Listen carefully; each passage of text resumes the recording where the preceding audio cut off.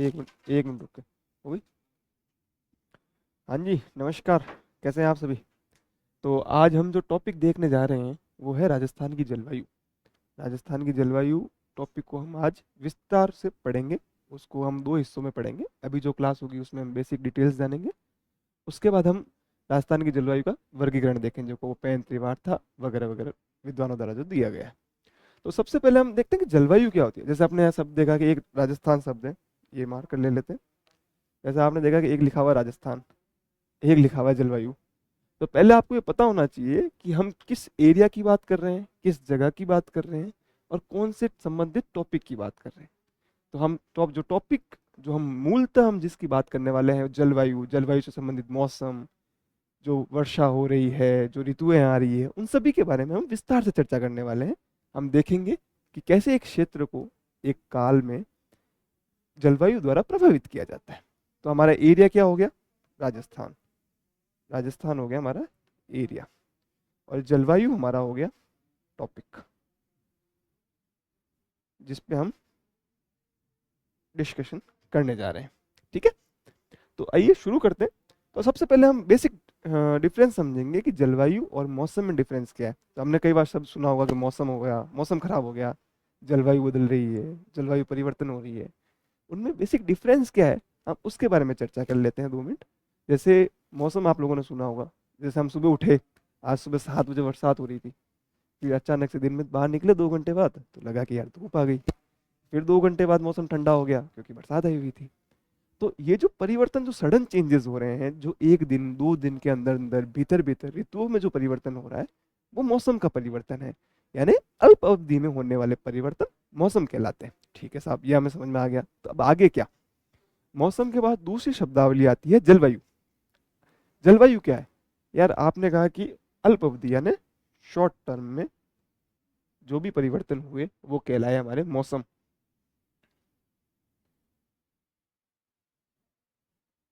अगर short term में होने वाले चेंजेस मौसम कहलाए, तो लॉन्ग टर्म में होने वाले यानी दीर्घ अवधि में होने वाले परिवर्तन जलवायु कहलाते हैं। जलवायु के लिए जो सामान्य परिभाषा दी जाती है उसमें ये टाइम दिया जाता है कि लगभग 30 वर्षों का समय होना चाहिए। अगर उस समय काल में परिवर्तन हुए हैं, बड़े स्तर पर परिवर्तन हुए हैं, तो उसको हम जलवायु में परिवर्तन कह सकते हैं, उसको हम जलवायु की संज्ञा देते हैं। तो आपको ये बेसिक डिटेल जैसे समझ में आई। अगर हम कहते हैं कि भाई इंडिया की, भारत के संदर्भ में बात करते हैं, भारत की जलवायु में परिवर्तन हो रहा है, यानी पूरे भारत पर प्रभाव पड़ रहा है। हम कह रहे हैं राजस्थान की जलवायु में परिवर्तन हो रहा है, पूरे राजस्थान की बात कर रहे हैं। हम ये कहते हैं कि राजस्थान के मौसम में चेंज हो रहा है, राजस्थान के किसी एक क्षेत्र, राजस्थान के भी एक शब्द टेस्ट, जैसे मान लीजिए आप जयपुर में, तो जयपुर के मौसम में बदलाव हो रहा है, तो जयपुर में शॉर्ट टर्म में बदलाव हो रहा है, यानी छोटी अवधि में जो जो चेंजेस हुए हैं वो मौसम में आ गए। वही हम कहें कि लंबे, जो जयपुर में जलवायु परिवर्तन हो रहा है, तो जलवायु परिवर्तन क्या हो गया? दीर्घ अवधि का परिवर्तन हो गया, है ना, ज्यादा टाइम का परिवर्तन हो गया, एक बड़े लॉन्ग पीरियड का परिवर्तन हो गया। तो हम अब आगे देख लेते हैं एक बार। स्लाइड्स में भी कुछ लिखा है, आपके लिए पीपीटी बनवाई गई है। जैसे जलवायु है, जलवायु क्या है? किसी विशिष्ट क्षेत्र, क्षेत्र क्या हो गया? राजस्थान की लंबी अवधि, लंबी अवधि टाइम क्या हो गया? 30 ईयर्स, 30 वर्षों का समय से अधिक की अवधि में औसत मानसिक मौसमी दशाओं में परिवर्तन जलवायु कहलाता है। यानी जो साढ़े 30 वर्षों की जो मौसमी दशाएं हैं उनका अध्ययन हम जलवायु में करते हैं। वही मौसम क्या हो गया? स्थान विशेष यानी राजस्थान हो गया। समय हो गया, समय क्या हो गया? शॉर्ट टर्म जिसकी हमने बात की थी, में घटकों के संदर्भ में वायुमंडलीय दशाओं में के योग को मौसम कहा जाता है। यानी शॉर्ट टर्म और लॉन्ग टर्म की यहाँ बात क्लियर हो गई। अब हम देखते हैं कि जो मानसून, इसमें जैसे एक शब्द लिखा है मानसून। मानसून, अब इसके अगले आगे पढ़ेंगे कि मानसून क्या होता है। एक सामान्य जानकारी दी गई है कि मानसून अबरी भाषा का शब्द है और जिसकी उत्पत्ति मौसम नाम के शब्द से हुई। ये जानकारी अभी इतनी इंपॉर्टेंट नहीं है, लेकिन हमें जो मेन डिफरेंस समझना था वो ये था कि जलवायु और मौसम में क्या परिवर्तन, क्या डिफरेंस है। ठीक है, चलिए आगे देखते हैं। अब हम देखेंगे किसी क्षेत्र की जलवायु को प्रभावित करने वाले कारक कौन कौन से हैं साहब। तो जलवायु आपने देख ली, जलवायु में परिवर्तन कैसे हो रहे हैं, कौन कर रहा है? कोई इंसान तो है नहीं जो परिवर्तन करेगा। कुछ कारक होंगे, कुछ घटक होंगे, कोई जगह पे किसी चीज में परिवर्तन होने में समय लगता है। समय लगने के साथ साथ कई घटकों का योगदान होता है। उन्हीं कारकों की चर्चा यहाँ की गई है। कारक जो जलवायु में परिवर्तन, या आप कह सकते हैं प्रभावित करते हैं। प्रभावित करने वाले कई कारक होते हैं। उनमें जैसे आप यहाँ देख रहे हैं, सबसे पहले अक्षांशीय स्थिति। अक्षांशीय स्थिति, अक्षांश अर्थात लैटिट्यूड। लैटिट्यूड का जलवायु को प्रभावित करने में सबसे बड़ा योगदान होता है, इसलिए हम सबसे पहले अक्षांश के बारे में पढ़ेंगे। उसके बाद आएगी समुद्र से दूरी। दूरी लिख देता हूँ, यानी डिस्टेंस फ्रॉम सी। उसके बाद है समुद्र तल की ऊंचाई, अरवल्ली पर्वतमाला, तापमान, वनस्पति, मिट्टी, पवने। इनको हम एक एक करके डिस्कस करेंगे जैसे आप समझ जाएंगे। सबसे पहले अपन देखेंगे कि जलवायु को प्रभावित करने में अक्षांशों का क्या योगदान है, यानी अर्थात अक्षांशीय स्थिति का क्या योगदान है। चलिए, अक्षांश देशांतर पता है आप लोगों को क्या होता है? देखिए, ये ग्लोब है, पृथ्वी है। एग्जैक्ट ऐसी पृथ्वी है नहीं, मानचित्र पर दर्शाया गया है, संदर्भ किया गया है कि ये पृथ्वी है। पृथ्वी में आपने ये लाइनें देखी होंगी ऐसे, जो लेटी हुई लाइनें हैं, जो लाइनें सो रही है देसी भाषा में कहें, यानी जो लेटी हुई लाइनें हैं, अर्थात वो अक्षांश कहलाते हैं। ये है अक्षांश।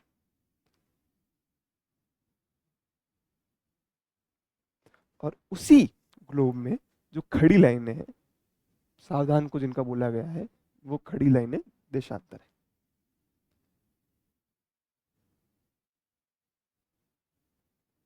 एक चीज यही क्लियर कर दें कि जो देशांतर होते हैं उनका योगदान जलवायु को प्रभावित करने में नगण्य होता है। मुख्यतः जिनका योगदान होता है वो होते हैं अक्षांश। अक्षांश किस तरह प्रभावित करते हैं? अजय, आपको अक्षांश का आइडिया लग गया कि अक्षांश क्या होते हैं? अब देखिए, अक्षांश की स्थिति कैसे प्रभावित करती है।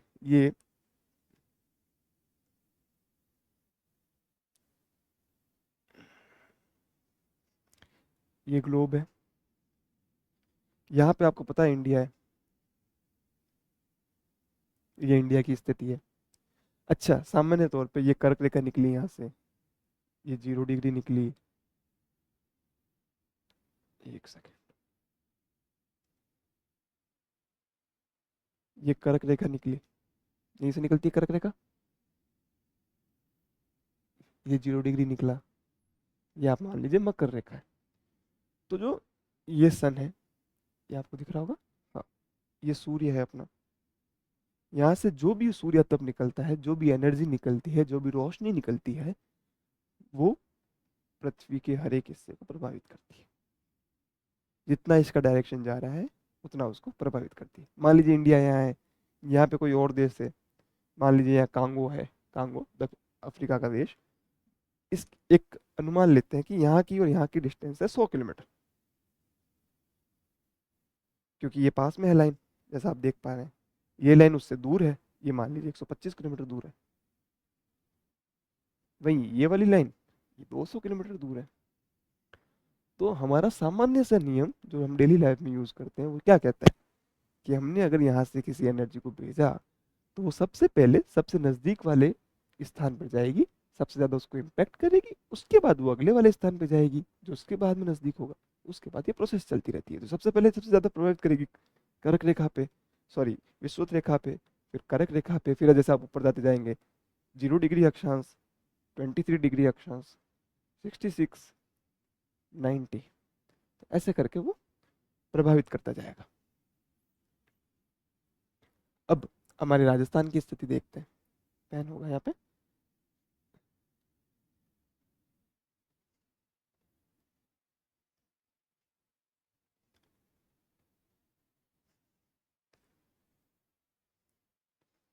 ये हमारा मान लीजिए राजस्थान है यहाँ पे, ये राजस्थान है। थोड़ा बड़ा करें इसको,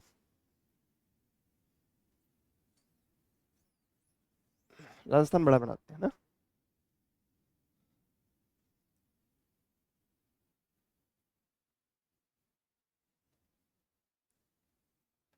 ये ऐसी कोई राजस्थान की स्थिति आती है ना। ये अपने सूर्य हैं, सन, सॉरी, ये सूर्य है।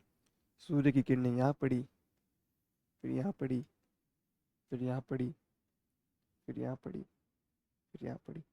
तो सबसे नज़दीक वाली किरण यहाँ पड़ेगी। ये हमने जैसे लिया है सांकेतिक रूप में, तो हमारी जो राजस्थान है वो उपोष्ण क्षेत्र में आ रहा है। तो ये देखिए, तो सबसे नज़दीक जो, अर्थात कर्क रेखा यहाँ से गुजरती है राजस्थान में, तो सबसे नज़दीक जो पड़ेगा वो ये पड़ेगा, ये वाला हिस्सा। तो इसीलिए आपने देखा होगा यहाँ लिखा हुआ है राजस्थान के दो जिले कौन कौन से आते हैं इसमें, एक बांसवाड़ा और एक है डूंगरपुर, है ना। बांसवाड़ा और डूंगरपुर हमारे इस बनाए गए मानचित्र में सबसे नीचे है। यहाँ सबसे नीचे है डूंगरपुर और बांसवाड़ा।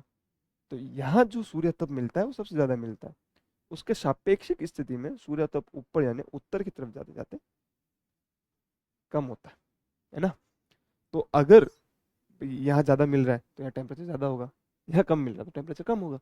तो सीधी सी बात है कि भाई ज्यादा टेम्परेचर ज्यादा होगा, वहां पे सूर्य तप भी ज्यादा मिलेगा, वहां पे उष्ण कटिबंध की स्थिति भी ज्यादा रहेगी, और वहां पे जो जलवायु में परिवर्तन है वो भी गर्म, यानी जिसकी हम बात कर रहे हैं हमें गर्म या ठंडा, उसके तुलना में उष्ण कटिबंध की स्थिति रहने के कारण यहाँ पे सूर्य तप ज्यादा रहेगा, सूर्य तप ज्यादा रहेगा, हीट ज्यादा रहेगी, टेम्परेचर ज्यादा रहेगा। ठीक है, अब हम आगे देखते हैं। थोड़ा इसमें कुछ लिखा है, एक एक्स्ट्रा इंफॉर्मेशन और लिखी है कि दो जिले जैसे मैंने बताया उष्ण कटिबंध के हैं, दक्षिणी भाग में उष्ण कटिबंधीय क्षेत्र बन जाता है, डूंगरपुर और बांसवाड़ा। 21 मार्च और 23 सितंबर, ये जानते हैं क्या डेट है? सूर्य की स्थिति उत्तरायण में होती है, जबकि 23 सितंबर और 21 मार्च तक सूर्य की स्थिति दक्षिणायन होती है।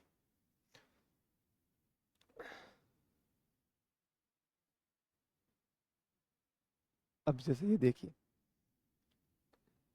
ये इन्फॉर्मेशन जैसे हम ये मैप बना रहे थे ना अभी, ये 0 डिग्री अक्षांश हो गया, ये हो गया इक्वेटर, भूमध्य रेखा, कर्क रेखा, और ये मकर रेखा। तापमान सबसे ज्यादा, सूर्य तप यहाँ आएगा, फिर यहाँ आएगा, फिर यहाँ आएगा, फिर यहाँ आएगा, फिर यहाँ आएगा, ऐसे करते करते उसकी स्थिति अक्षांश के अनुसार बदलती रहती है, सूर्य ताप मिलने की स्थिति बदलती रहती है। इसीलिए कहा जाता है कि अक्षांशीय स्थिति जो किसी भी क्षेत्र की होती है वो सबसे ज्यादा जलवायु को प्रभावित करती है। अब इससे अगला पॉइंट है समुद्र से दूरी।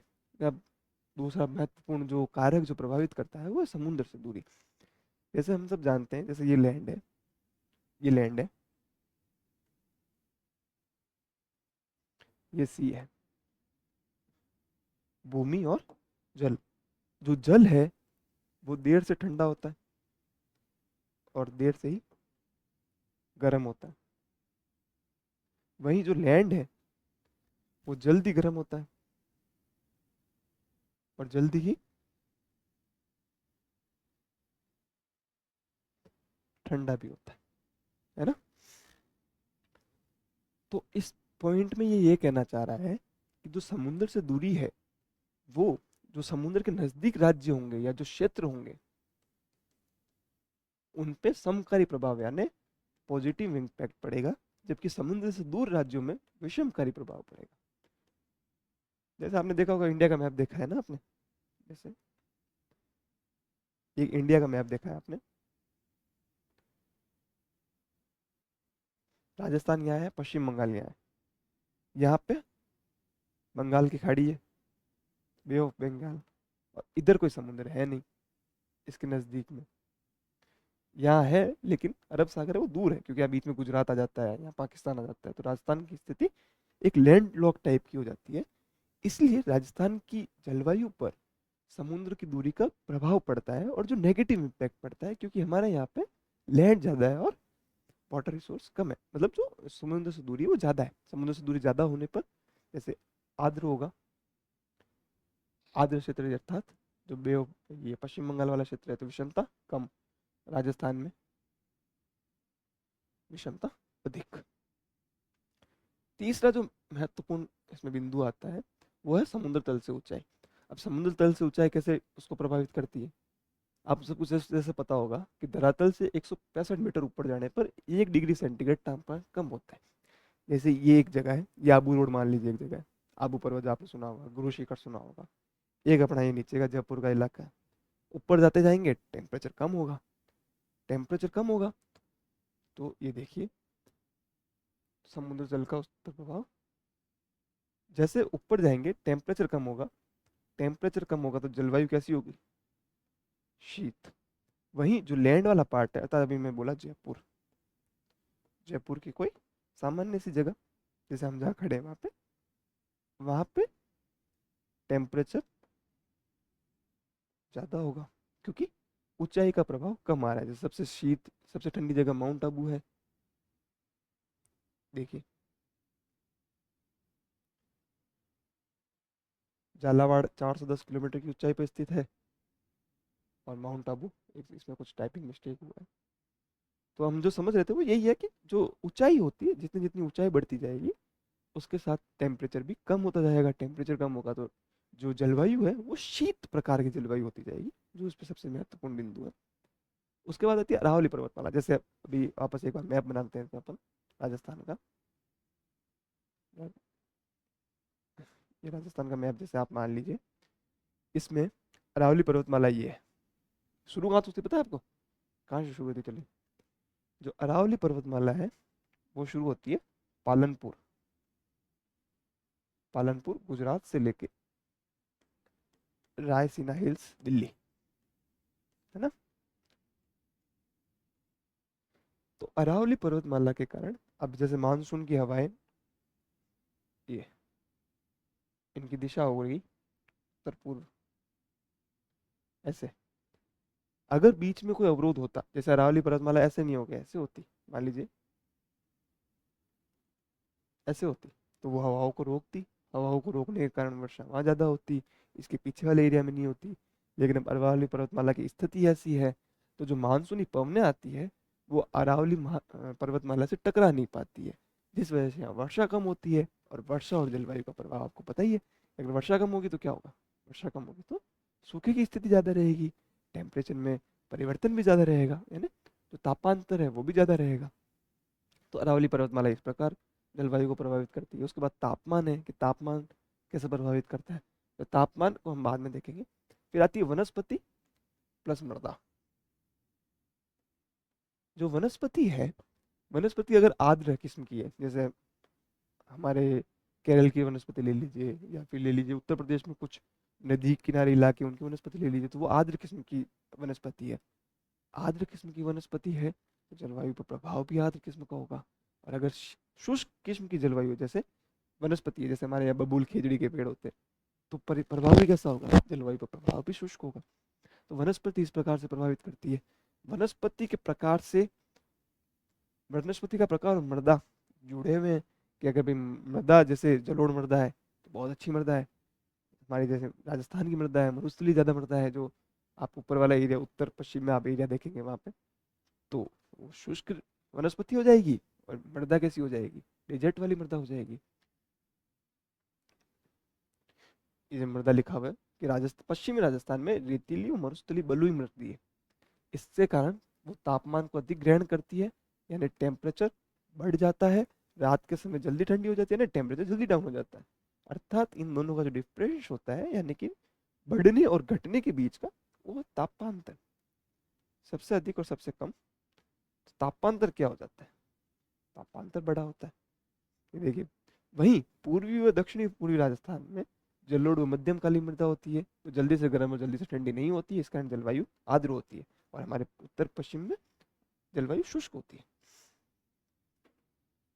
पवने, जब पवने जब चल रही है, स्थानीय पवने जैसे हमारे यहाँ पे चलती है, महावट होती है, महावट सुना होगा आपने, शीत ऋतु में चलने वाली पवने, उनको महावट कहते हैं, है ना। हमारा बबूलिया आता है ना, लू आती है, वो भी टेम्परेचर को ऊपर नीचे करती है। मेन कारण, हमारे मेन फैक्टर क्या थे, वो तो एक बार वापस रिवाइज कर लेते हैं। अक्षांश, जो जितना दूर अक्षांश होगा वहाँ ताप कम पहुंचेगा। समुद्र से दूरी,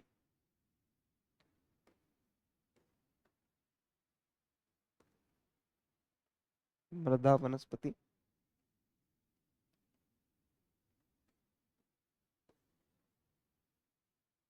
मृदा वनस्पति के अलावा एक और क्या था, अरावली पर्वतमाला।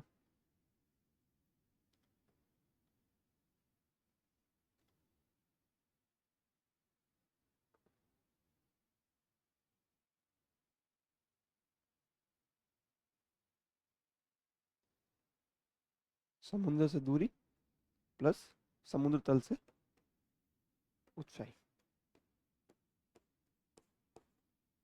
तो ये मुख्य मुख्य फैक्टर्स थे जो हमारी जलवायु को प्रभावित करते हैं, यानी मौसम में सडन चेंजेस हुए, फिर जलवायु में परिवर्तन हुआ, तो उनको सबको परिवर्तन करते हैं। उसके बाद हमारा एक टॉपिक आता है, यानी हमने अब ये देख लिया कि कौन कौन से कारण हैं जो जलवायु को प्रभावित करते हैं।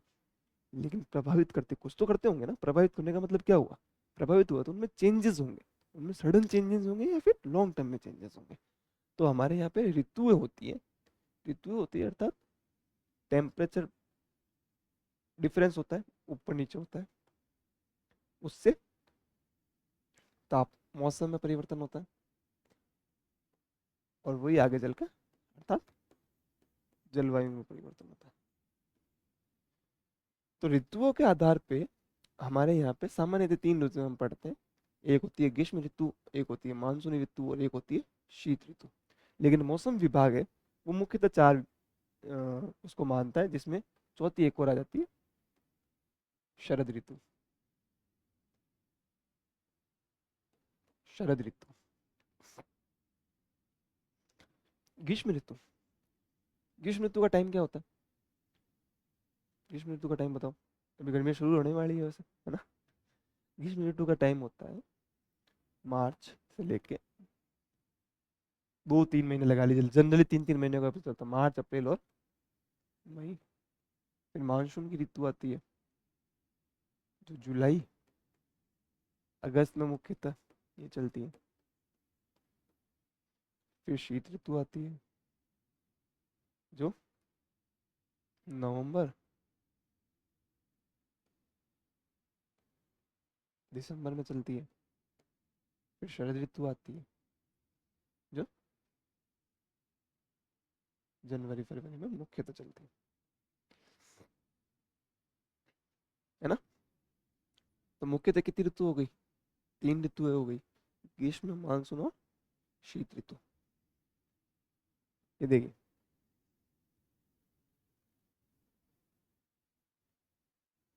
अच्छा मैप में ही देख लेते हैं ना डायरेक्ट में ना। ये आपको एक मैप दिख रहा होगा, राजस्थान का सिंपल सुंदर सा मैप। ये अरावली देख रहे होंगे आप, अरावली कैसे इम्पैक्ट करती है। ये उत्तर नीचे से लेके अरब सागरीय मानसूनी पवनें यहाँ से चलती है, बंगाल की खाड़ी का मानसून की ये दिशा है, पूर्वाई चल रही, पवनें चल रही। ये इतना इंपॉर्टेंट नहीं है, जब हमने ऋतुएं देखी वो ज़्यादा महत्वपूर्ण थी कि कौन कौन सी ऋतु है, इनका टाइम पीरियड क्या है। अब जो एक मुख्य ऋतु आती है इसमें मानसून की ऋतु, है ना। मानसून ऋतु जो जलवायु को ज़्यादा प्रभाव डालती है हमारे एरिया पे। दक्षिण पश्चिम मानसून होता है, दक्षिण पश्चिम मानसून होता है जिसकी दो शाखाएं होती है, एक होती है अरब सागर की शाखा, एक होती है बंगाल की खाड़ी की शाखा। ये भारत है, ये अरब सागर है, ये बंगाल की खाड़ी है। अरब सागर से हवा चली, अरब सागर की शाखा बंगाल की खाड़ी से चली, बंगाल की खाड़ी की शाखा, है ना। राजस्थान को कौन सी इम्पैक्ट करेगी ज़्यादा, राजस्थान यहाँ है, अरब सागर से चलने वाली जो शाखा है वो ज़्यादा इम्पैक्ट करेगी।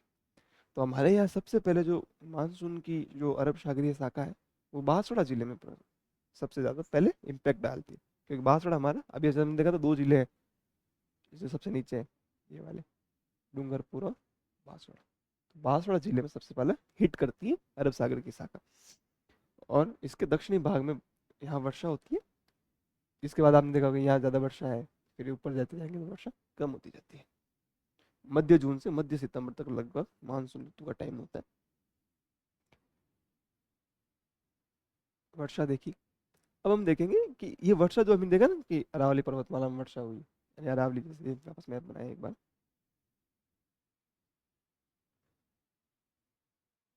इस मैप में देखेंगे।